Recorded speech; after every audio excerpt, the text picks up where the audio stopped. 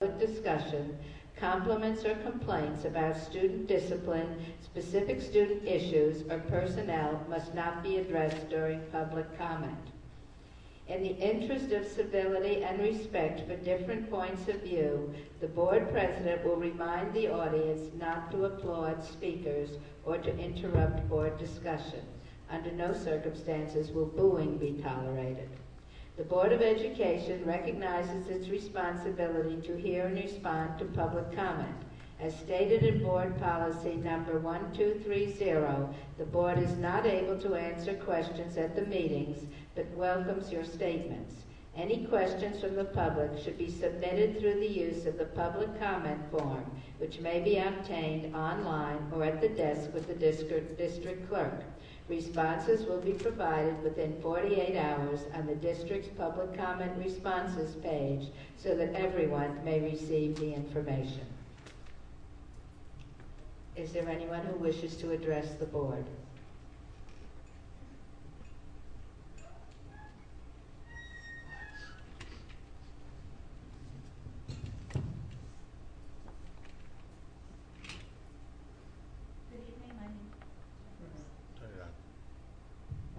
Good evening, my name is Cheryl Eggets. I'm from the town of Poughkeepsie, and I'm here to speak about agenda item 8.02, the first reading of policies.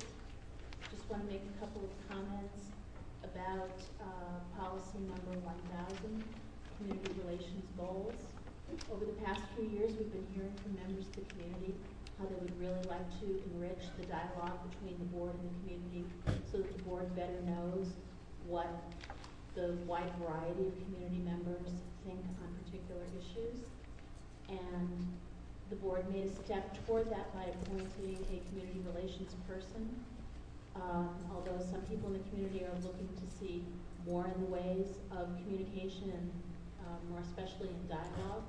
Two things that I would like to request tonight are that the board consider in its community relations goals something that a friend of mine, Ed Sloshatter, has brought up several times, reinstituting a community advisory panel for the board. It's something that could be, like the finance committee, something that members would have to make application for and demonstrate their skills to show that they could contribute in a viable way in such a panel, but I really think that that would go a long ways in increasing the dialogue between the community and the board. And the other thing is something that I've seen recently discussed on social media. There have been several incidents over the past couple of months, two of them at schools that my children attend, where rumors have gone underway in the community about threats to individual students or to the school as a whole. And parents are upset because they found out about it through social media instead of through notification from the school. And they compare that to things like today with the low water pressure at Fishkill Plains Elementary and Van Wyck Junior High, where they were given official notification from the district. I'd like to ask the board to maybe tighten up your policy and set guidelines for and communicate to the public when they can expect to hear from building principals or the district as a whole about these various types of incidents. I understand that not everything is a threat that needs to be communicated to parents, but parents are out there looking for clarification on this. Thank you.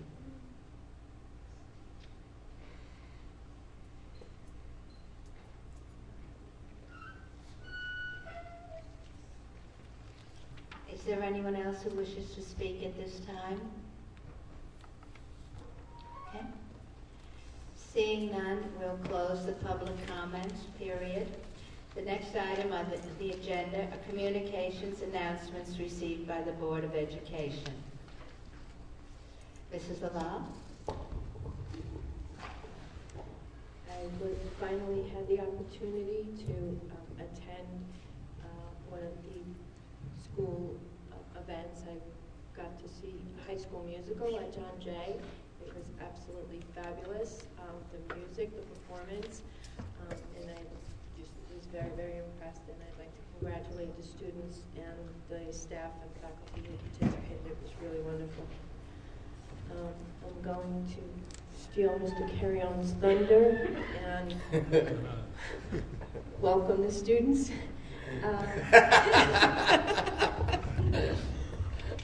And thank you for being here. And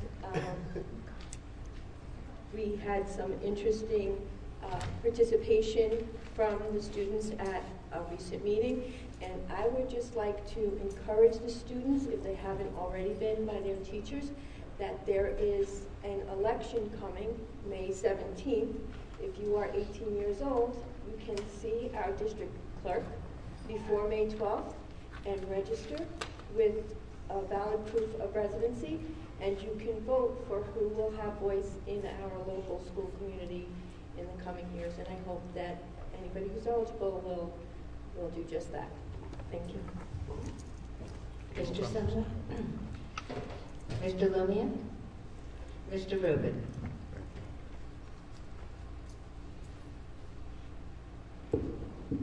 Thank you, Madam President.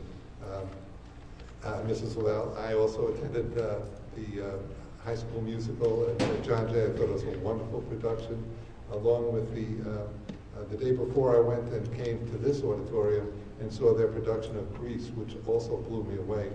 And my comments that I'm about to say are by no means limited to just this group of students and their parents, but it was so wonderful when I go to these types of events to see the outstanding types of commitment these students make, which obviously involves support both from the school and from the home, and I laud those parents for that commitment and that support that they give to their students. And please don't write to me, because if your student wasn't in this production, there are parents that support their students. I laud all of them. These are just the ones who are out there.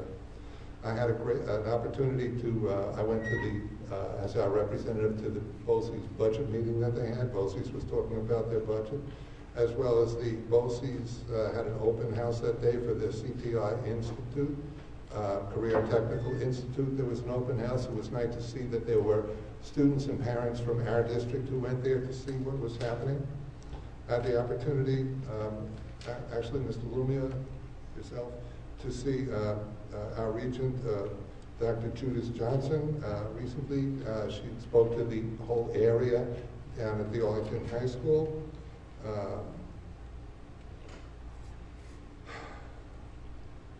And thank you, that's it. Okay. I attended the policy committee meeting with Mrs. Pelton and Mrs. Laval and Mrs. Carap.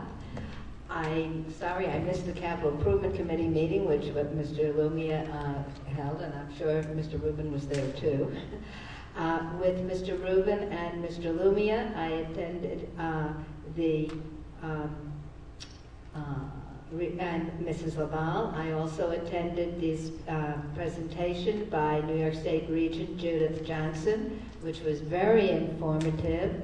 And those people who are looking forward to changes in the policies, it looks like the Board of Regents has a lot of things in mind in relation to concerns about tests, standards, teacher evaluation, and it looks as though there will be a number of changes coming ahead in the near future.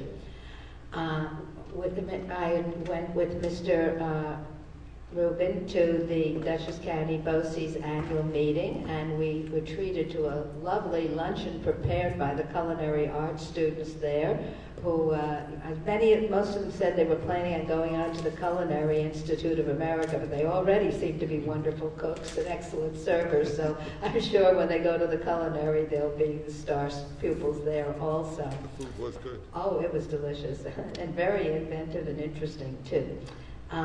Mr. Lumia and I attended folk dancing at Fishkill Plains Elementary School, and also the art show at John Jay, and I think Mrs.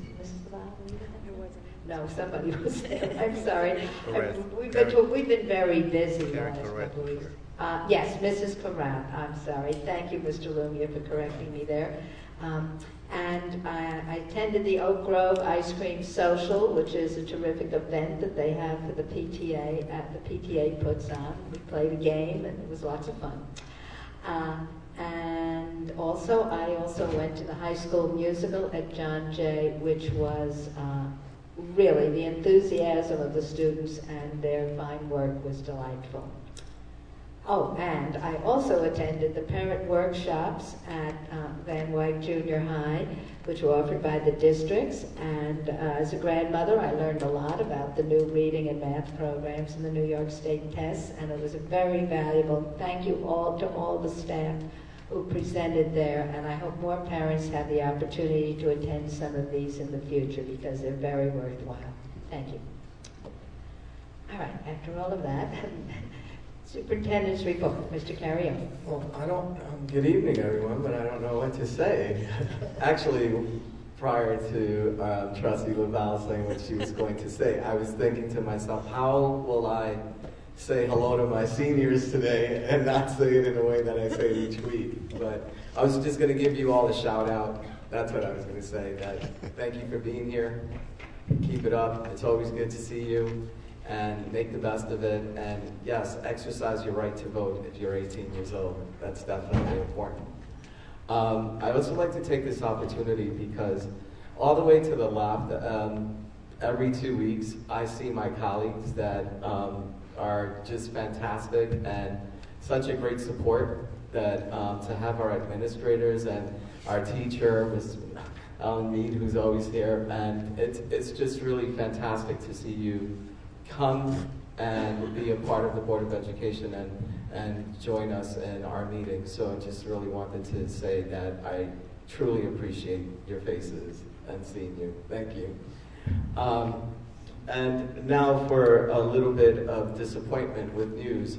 Some of you may have read in the Poughkeepsie Journal that a student was found with a non-working hand BB gun at Brinkerhoff Elementary School. That was true, and the matter was handled accordingly as we continue to evolve and learn. One of the things that we will do is to make sure, well, I'd like to say first of all that Ms. Platts, as the building principal, has been open to speak to any or all parents of the Brinkerhoff community regarding this matter. In addition to that, just to make clear that the call that was made in terms of not making a public notification had nothing to do with lack of transparency. Ms. Platts has been forthright, forthcoming, and sharing all the necessary information without compromising anyone's privacy or going against the law regarding this matter. In the future, we will continue to assess these matters and really take a deeper look to see when it does merit that parents be notified. And if the intent for some of you as a receiver to think that maybe we were not trying to notify anyone, that is not the case at all. So please do accept my apology for that. And know that if you do have questions and you're part of the Brinkerhoff community, do not hesitate to call the school because the principal has been forthright and communicating with parents on that aspect. So I wanted to share that as we continue to move forward. Where else did you go? Yes, I forgot to mention one thing which was very exciting when we were at the BOCES open house. The Van Wyck team from Van Wyck students were participating in the Middle School Skills Challenge, and I am happy to report that Van Wyck came in first. So congratulations to them.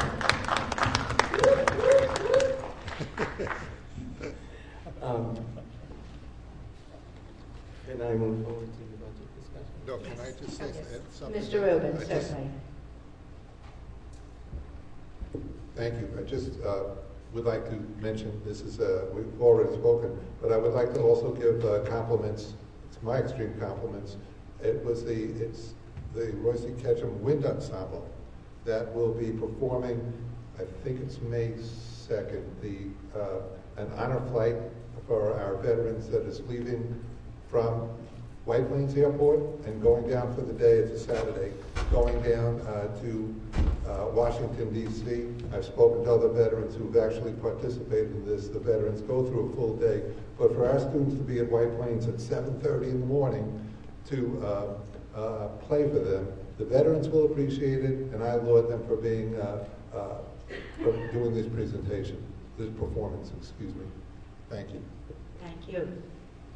All right. 6.01, 2016-2017 budget discussion. Once again, good evening, everyone. We started our board conversation, our budget conversations early in the school year and broke it up into different categories. What I'd like to share quickly is this is the information that has been posted on the website that you have received in your Board of Education packets, where it actually indicates the information in a more comprehensive fashion.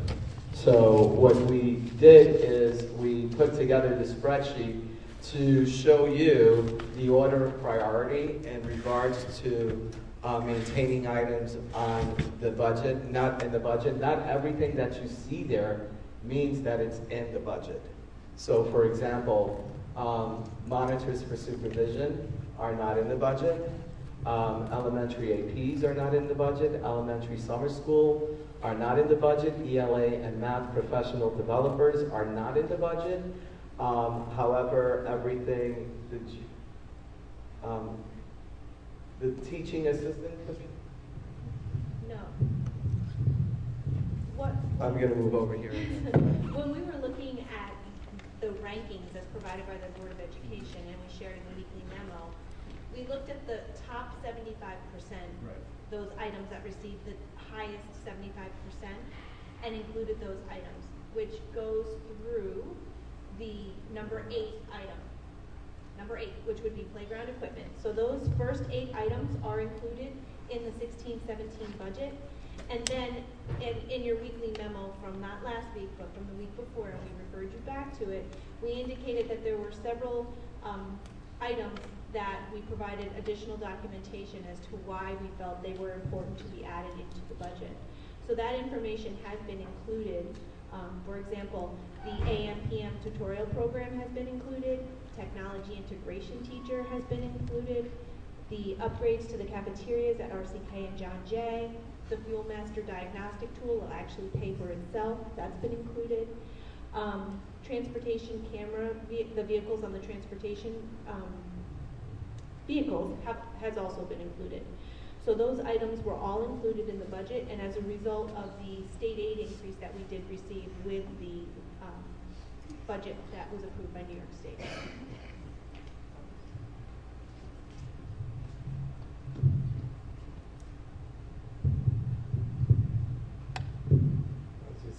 Was going to add information to what Kristen indicated, which is that what you see also listed, one of the things we really worked hard on was to really try to create items that were sustainable and making sure that we included items that would cost the district a one-time cost for the most part, so that we know that the gap elimination adjustment has been removed, and we saw additions to our budget, but we can't guarantee that from year to year. It could be a one-time hit, and therefore it's important that as we continue to balance this budget, that we create a budget with the items that are sustainable.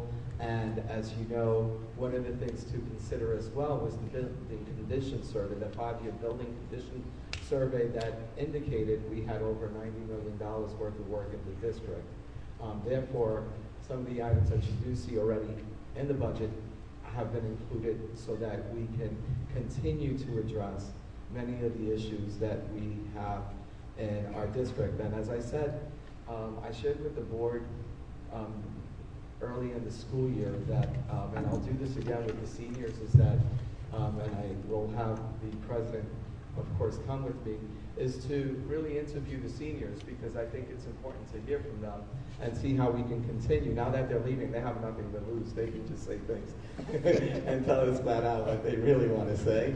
So basically, one of the things that they did talk about when Mr. Bittaker and I went last year and visited with students at the high schools really talked about how sometimes it's just really very unpleasant to walk into their buildings and seeing the ceilings the way they look, or some of their bathrooms. Therefore, what you saw in the budget in terms of really trying to add into the budget items that are sustainable, not to try to bring in programs that we just may fortunately see for 1 year and immediately have to say goodbye to the following school year. So I hope you did your homework, and if you have any questions for us in terms of this budget, so that we have one last opportunity to polish it up. And you also received one of, yeah, we're good. Just so that you're aware, do you have the data chart? It's in front of them, yes. I'll put the chart.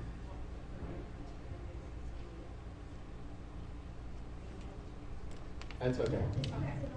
All right. So, okay. So that's just another analysis of the kind of increases or lack of increases that we've had in terms of state aid. And Mr. Lumiere. Which items can still be added to the budget and still be under the budget cap? For example, number 79, number intramural, which is 72,500, and teaching assistants or ELA and math professional developers.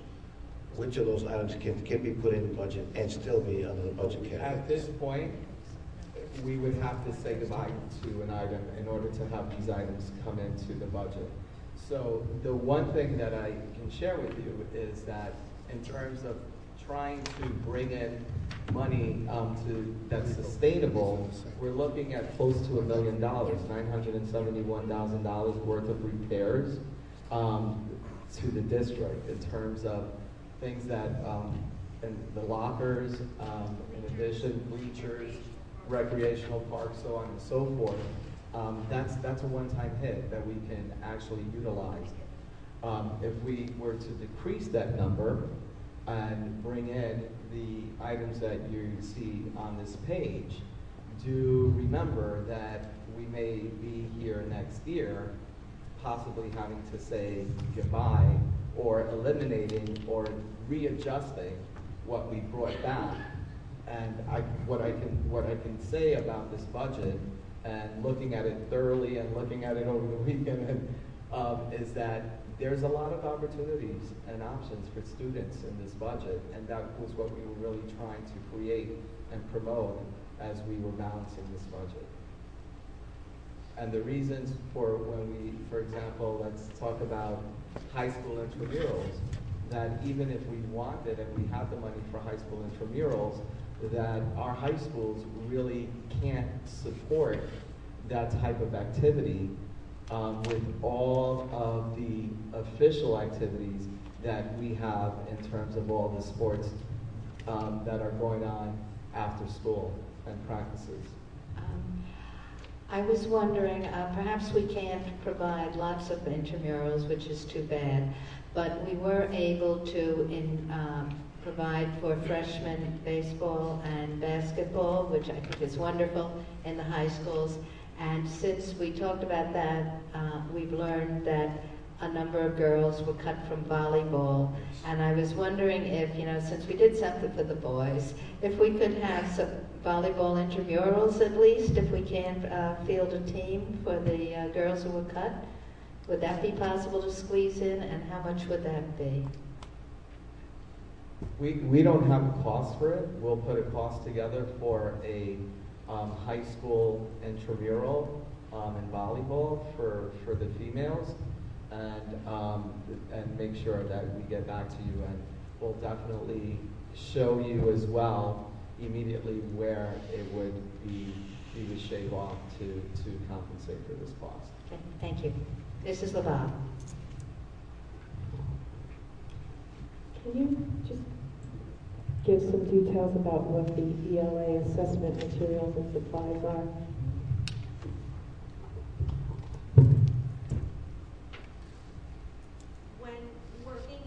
Dr. Cardwell and Jessica Turner for these budgetary items. There is the, Dr. Cardwell, there's the Fontes and Pennell.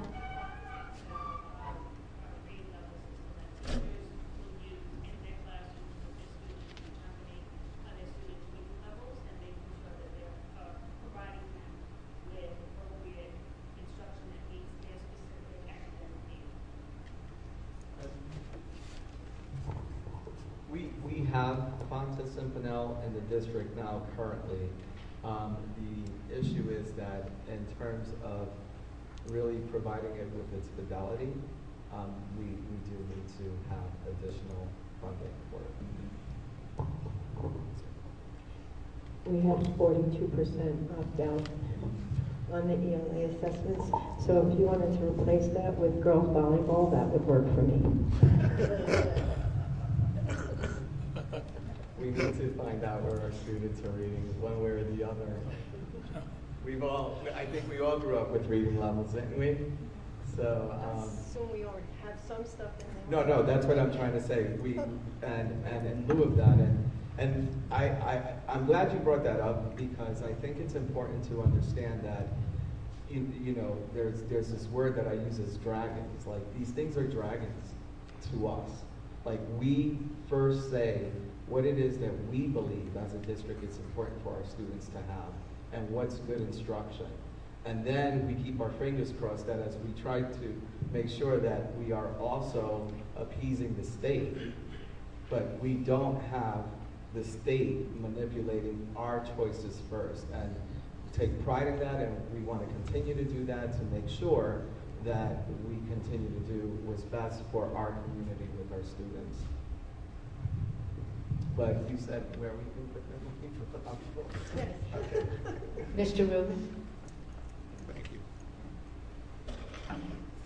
Well, just to take what you said a little further, because my impression after hearing Regent Johnson speak was that although we're given a degree of flexibility in terms of how we arrive to the end line, the state still defines that end line.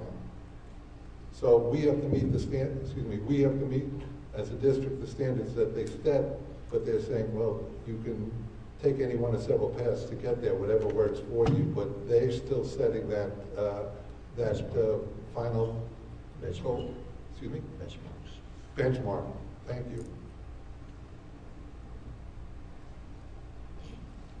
Mrs. Laval? It's true that the state is still setting the benchmarks, but the Regent Johnson also indicated that there's a great amount of, kind of Flexibility. just a lot going on. There's a lot in flux here. So, as a district, I think it's prudent for us to consider, how much are we really going to continue to invest in this, knowing that, that there's a lot of discussion going on and that it might not be going exactly in the direction that we've been heading in. That's a good point. Would these, if the state greatly changes the standards, would these materials still be valid and something we would want, even if they make big changes? Absolutely. That's always been the way we work. So the conversations that we have not changed much in terms of the kind of educator that I was prior to the implementation of the Common Core and the new APPR and data systems. That's the conversations that we're talking about. How do we assess a student? How do we know where they are? How do we help them to grow? And that's the conversation that we continue to have. So we look at materials and resources. And trust me, there's so many things that come in, says to the core, the Common Core, and it's like delete, because there's just so much out there. So when we look at what we're looking for, we're trying to really find good instructional resources that can provide us with the information necessary to draw those those benchmarks and see how we can continue to work with children. That is our first and foremost priority, and I think that when we look, for example, as the universal screener that's in the budget, also, that's the work that we're doing right now. And the teachers have a great deal of input and involvement to really assess this universal screener. And we're piloting 2 universal screeners because good instruction does create, as you all know, for to be able to screen our students, see where they are, and see what type of supports necessary that they may need. And these are things that have been in existence, and these are the conversations that we have as a learning community. And then at the same time, of course, I won't say to you that it didn't come to my head, wow, 40% opt out. So I think we saved quite a few bucks with the company that stores our exams. So with their little couple extra dollars here, but overall, yeah, we're constantly thinking about our funds to make sure that they are aligned to the local needs and how the conversations are just so rich that teachers and educators are having in schools regarding student learning. Thank you. Mr. Lumia. Significant savings that occurred in the capital improvement project. For example, conversion from oil to gas and vice versa. There was significant savings of $600,000, I think it was. Can some of those savings, can the budget item for energy be reduced so that we can accommodate some of these items that are not included in the budget? We shared that information with you some time ago, and it's been reduced. Remember, it's been a multi-step process. It's been through the years. But again, I understand that. My question is, can we further reduce no, to meet it's been reduced. I'll tell you right now, when I look at ELA and math professional developers, I think to me they're extremely important. It helps teachers immensely. And this is the power and beauty of democracy in the Board of Education, that while sometimes we don't like it, it's number 17. So when as a board, that is the order of priority is number 17. Personally, would that be a higher number for me? Absolutely. But it wasn't a higher number for the board. So as an individual, yes, and then coming together as a board, that became number 17. Mrs. Laval. Just my general comment regarding professional development. Our teachers are master teachers. We ask them to have a master's degree. They come here, they are professionals. I have to wonder if, and not in the schools, but I do have to wonder if that is, they're already professionals. Are we really enriching them professionally, or are we kind of just, training them in this new curriculum? And that's a concern for me. If it's curriculum in, direction, then that's not the same thing as professional development, and I wonder why we need to spend that much money on professional development for professionals. Absolutely. First of all, I consider myself a master teacher, and I can use all the professional development I can get as a superintendent. Education, to say that it's not always evolving and changes are always occurring, that's part of the entire learning process. With professional developers, and what we're looking at is really what, if you read up on embedded professional development and the power of embedded professional development, is that it sustains teachers in their classrooms as opposed to going out. It creates a level of collaboration with teachers that are working together. And when you look at embedded professional development, you're talking about your peer, working with your peer to develop modeling, co-demonstration teaching, collaboration teaching, the observation, where you can then say, oh, Mrs. Laval does great when it comes to teaching, let's say, comparing and contrasting. I think we've been hearing that as a standard prior to many years. So, okay, so comparing and contrasting, that falls under a higher level of critical thinking skills. Okay, so now we have this embedded professional development as opposed to saying, we're going to send you away for 2 days so that you can learn more about this. So to say that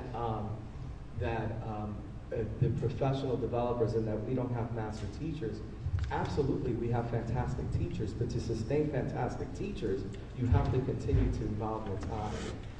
And as I said before, there's no agenda in terms of really having people so that they can do work of this rigidity that we see that's in our schools today. That's what we try to move away from. We try to look at these standards and we interpreted what do they mean for Wappingers, and therefore it's not about taking and saying this is about curriculum. This is empowering teachers to really continue to grow and learn from an embedded perspective, hands-on. If you look at the Teachers College from Columbia University and the Readers Writers Workshop from Lucy Hawkins, not Common Core, the guru of really teaching literacy readers, the Readers and Writers Workshop, it's completely based on embedded professional development and having teachers working with the other teachers on the spot to provide that hands-on professional development that's necessary to help teachers grow so that, in fact, they get better at their craft. Mrs. Lavelle.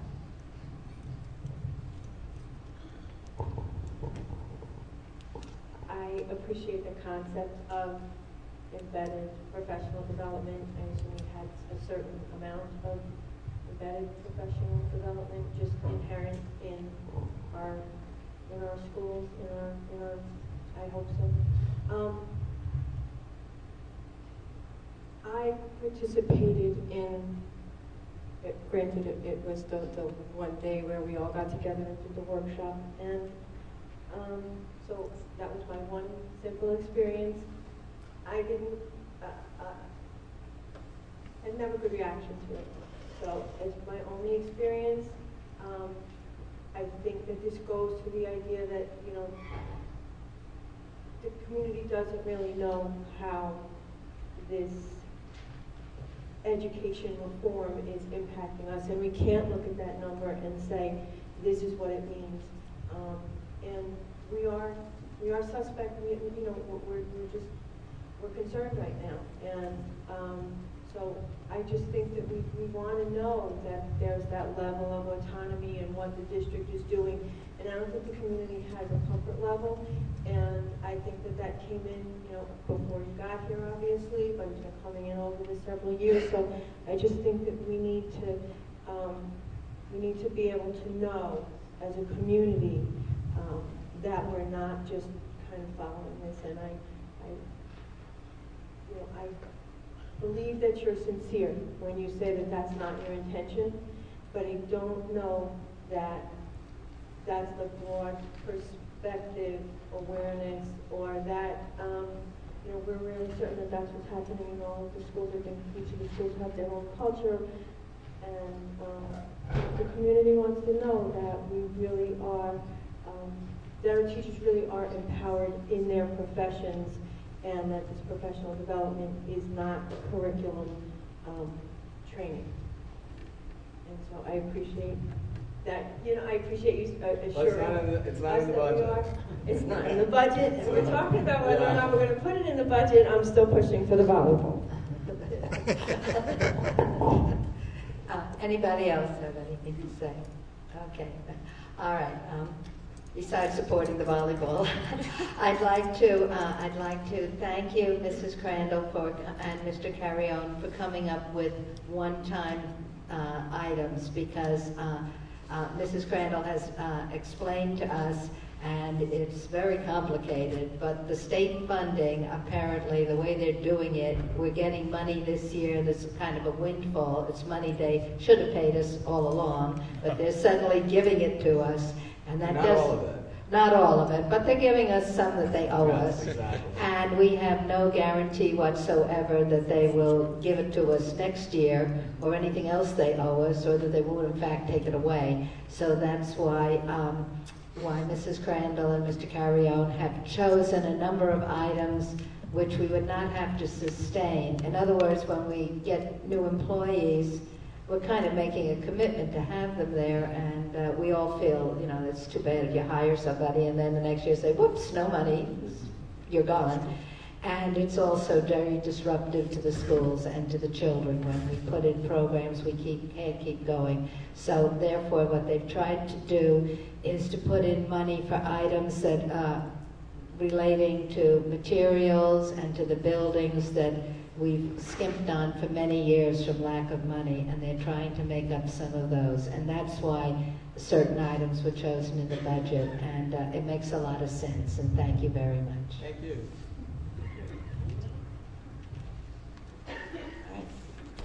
If there are no more questions on that, we're moving to the consent agenda. Does anyone want to pull anything from the consent agenda?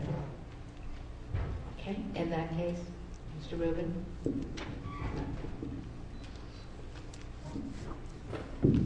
Resolved that the Board of Education does approve the following consent agenda items as stated: 7.02, 7.03, 7.04, 7.05, 7.06, 7.07, 7.08, 7.09, and 7.10.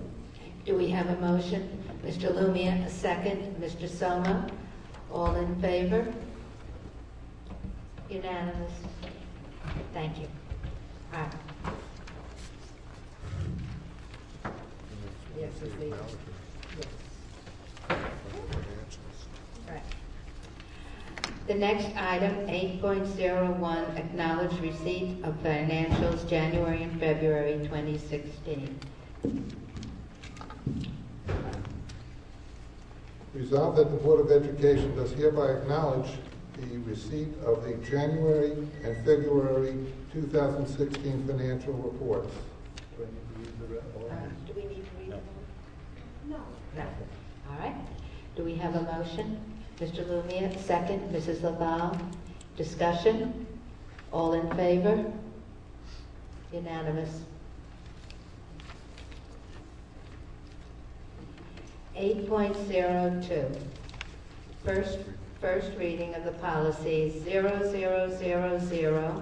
0150, 0300, 0310, 0320,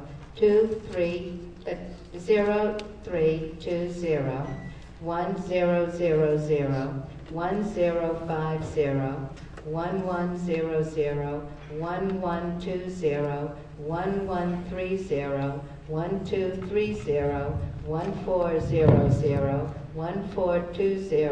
1420, 1510, 1511, 1800. Should the regulations also be mentioned? The regulations, for example, 1120R, that should also be mentioned. No, No? You sure? No, not at this point. not on the first reading, John. Not in the first reading. Okay. First reading, I understand. All right. May I just ask a question? Yes, please. As I understand this is the first reading, and the question that I just have is that NISBA has reviewed these, the New York State School. Okay, now this is the first reading of the policies. If there is anyone on the board who would like to discuss any of these, just for the information of everybody, NISBA, the New York State School Boards Association, has been working with us in updating policies, and it has been through the policy committee and our attorney and the central administration staff to look through it and see if this is correct. There's nothing really that's a big change. It's basically updating it according to state law, clarifying a couple of items according to what we've actually been doing in the district for a number of years. And it's all on the website, so if anyone has any questions, it's all there for you to see. Is there anyone on the board who would like to discuss any of these policies at this time? I don't think the discussion that takes place now, I think the first reading, there's no discussion, if I'm correct on that. I think that if there's a discussion, it'll happen in the second reading. Okay. So I think if anybody has questions, I was the policy committee chairman, If anybody has a question on any of these policies, regardless of whether the state review them, if they have any questions, to address them next time. In fact, I think the member of the community to address the policy 1000. Perhaps think about that. So the question will be asked at the next meeting if there are any questions. Okay, fine. Thank you very much. All right. Okay. Okay, the vote to adopt is at the next meeting, at the second reading, after discussion. Yep. Okay. All right.